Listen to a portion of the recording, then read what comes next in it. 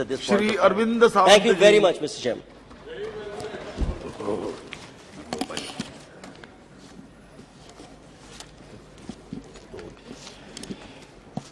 Thank you chairman sir. एक बहुत गंभीर विषय पर अविश्वास का प्रस्ताव विपक्ष के सभी दलों ने यहां रखा। दुर्भाग्यवश जिस गंभीरता से हमारे मित्र गोगोई जी ने इस प्रस्ताव को रखा, उसके जो भाषण में सुन रहा हूं, 1953 में क्या हुआ, 76 में क्या हुआ, पैदा भी नहीं हुआ था। तो ये सारा बताने की बात चल रही है, वो पूरा विषय को लेकर उसकी गंभीरता को कम करने का जो प्रयास हो रहा है, उसकी मैं निर्भत्सना करता हूं। विषय क्यों आया? मेरे मित्र अभी पिनाकिन जी बोल रहे थे, तभी मैं सोच रहा था क्यों लाया अविश्वास का प्रस्ताव।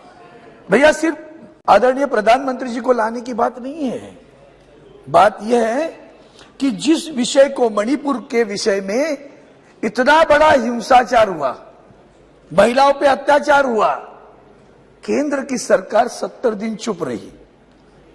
अगर चुप न रहती तो विषय नहीं आता। चुप रही, आदरणीय सर्वोच्च न्यायालय ने तमाचा लगाया। If you are you going to act on it, should I intervene? तब जाकर मुंह खुला 36 सेकंड के लिए।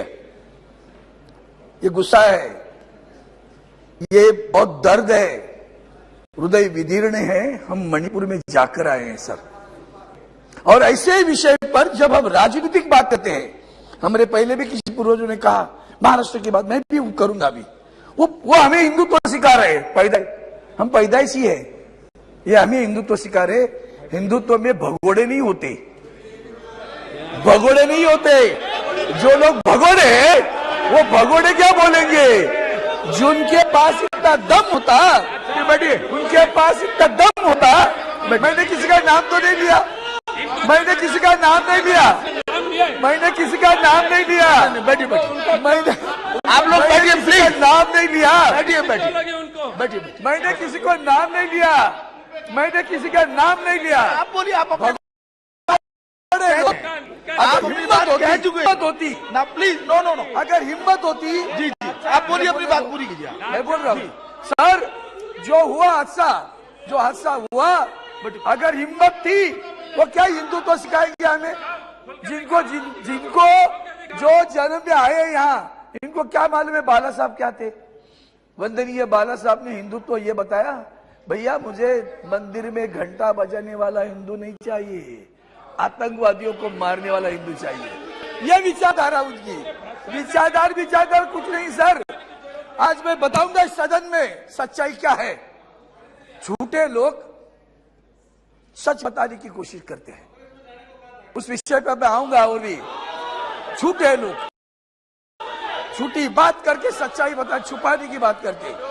अब रही बात जो हुआ वह हादसा, सर महाराष्ट्र की बात आई, आपने कहा अविश्वास प्रस्ताव क्यों? मैं बताता हूं अविश्वास प्रस्ताव क्यों। जिस तरह से आपने बर्ताव किया है, वो मणिपुर के बारे में हो, हिंदुत्व के बारे में हो, और अन्य आपकी राजनीतिक सामाजिक नीति जो रही, मैं आपको बता देता हूं।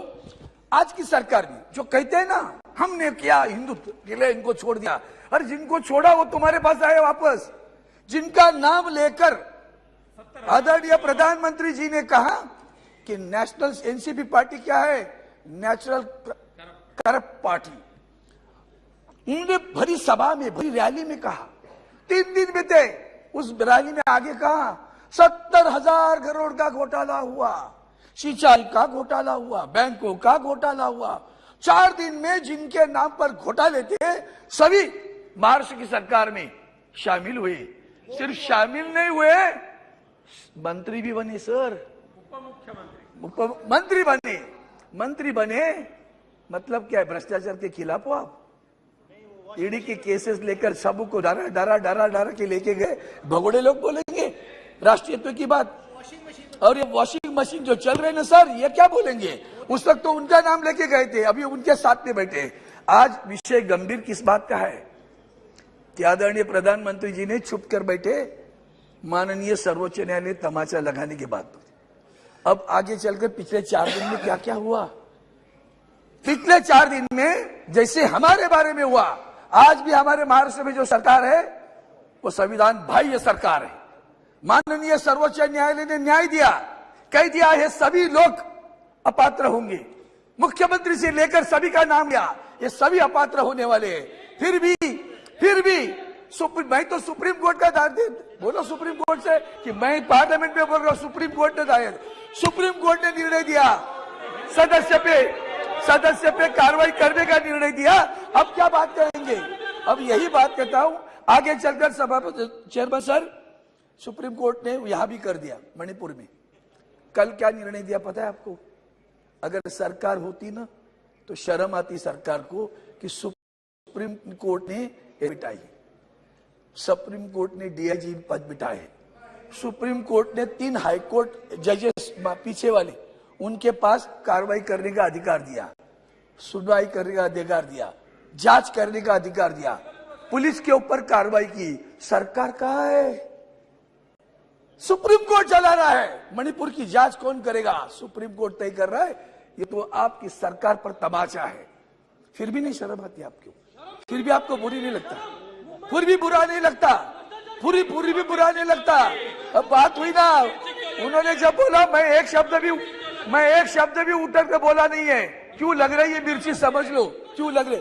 अब कोविड की बात आई सर, कोविड के समय में भी मुख्यमंत्री उद्धव जी ठाकरे साहब ने जो काम किया उसकी सराहना वर्ल्ड हेल्थ ऑर्गेनाइजेशन ने की, माननीय नीति आयोग के लोगों ने की, माननीय सर्वोच्च न्यायालय ने की। और कहा ये जो उद्धव ठाकरे जी ने जो पैटर्न लगाया है, धारावाहिक पैटर्न, उसका अमल करो पूरे देश में। इतनी सराहना करने के बाद झूठे इल्जाम लगा, तभी तो तुम भी तो सरकार में थे। जो इल्जाम लगा रहे हैं वो भी तो सरकार में थे। कौन से अधिकार से बोलते हो? कौन से अधिकार से बोलते हो? आप लोग सरकार में शरीक थे, आप मंत्री थे, 2.5 वर्ष आप भी साथ में थे, बोलने का अधिकार बैठा है।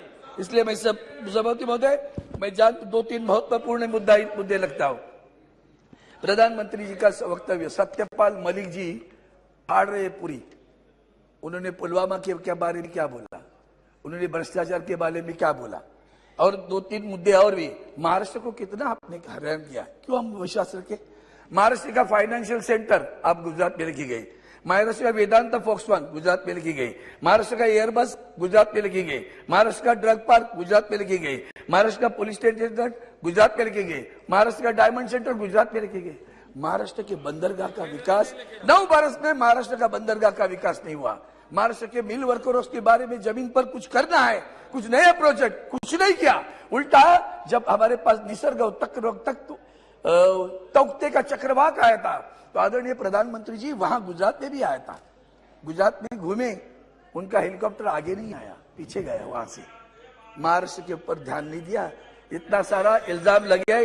इसके बाद में हम बुलेट ट्रेन, हमारे यहाँ तो 10%, तो हमारे पास 70% पैसा बुलेट ट्रेन के लिए, सबकी गुजरात की सारा इस्तेमाल होना है।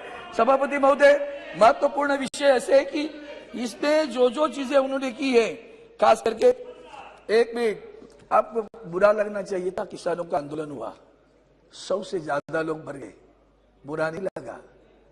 आखिर में आदरणीय प्रधानमंत्री जी को कहना पड़ा, क्षमा मांगनी पड़ी, देश की क्षमा मांगता हूं और सारे बिल वापस लेता हूं। मरे कितने लोग, कुछ है उसकी परवाह? मॉडर्नाइजेशन किया, कितने लोग मरे है? कुछ अश्रु ढाया? पुलवामा के लिए अश्रु ढाया? कभी नहीं अश्रु ढाया। यही तो दुख है, यही तो दर्द है। संवेदनाहीन सरकार चला रही है। और इसलिए सभी सभापति महोदय, आप जो काम हो रहे हैं, या जो खास करके पब्लिक सेक्टर हमारे जो बेचे जा रहे हैं, बेरोजगारी है, महंगाई है, अभी तो सभी ने बोला तो मैं उससे ज्यादा नहीं बोलूंगा। पब्लिक सेक्टर में बीएसएनएल कहा गया, इनके ऊपर इल्जाम लगाते लगाते 2 वर्ष बिताए, आज 9 वर्ष हो गए, बीएसएनएल डूब रहा है, एमटीएनएल डूब रहा है, स्ट्रेटेजिक कंपनी है, कुछ नहीं हो रहा। कहां रोजगार मिला? और गद्दारों को फिर बुरा लगता है, गद्दार कहने के। महिलाओं पे अत्याचार, पेंशन का विषय। और सभापति महोदय, आखिर में इतना ही चाहता हूं, क्यों हम इकट्ठे आए हैं? हम इंडिया, हमारा इंडिया कहते हो तो बुरा लगता है, आप तो खेलो इंडिया कहते हो, बेचो इंडिया कहते हो। इसलिए इतना ही आखिर में एक वाक्य कहता हूं, नफरत करने वालों के सीने में प्यार भर दो। जी, तुम्हारा सोशल मीडिया रोजाना देखो सर, हमारे महाराष्ट्र के एक Thank सेकंड, you. हमारे महाराष्ट्र के अध्यक्ष जी गाय काटती हुई बता रहे थे लोगों, गाय का काटी नॉर्थ ईस्ट में, बता रहे का कर्नाटक के चुनाव में। क्या जी, चाहते जी, हो? thank you, thank इसलिए नफरत करने वालों के सीने में प्यार भर दो, हम वो परवाह नहीं है, जी। पत्थर कर दो, यही हमारा इरादा है, thank you. इसलिए हम इकट्ठे आए। जय हिंद, जय हिंद। जी वो तो आपको करना पड़ेगा। जी जी जी प्लीज। अध्यक्ष महोदय, अविश्वास के प्रस्ताव पर इस सदन में काफी मान्यवर का भाषण मैंने सुना और उसके बाद अभी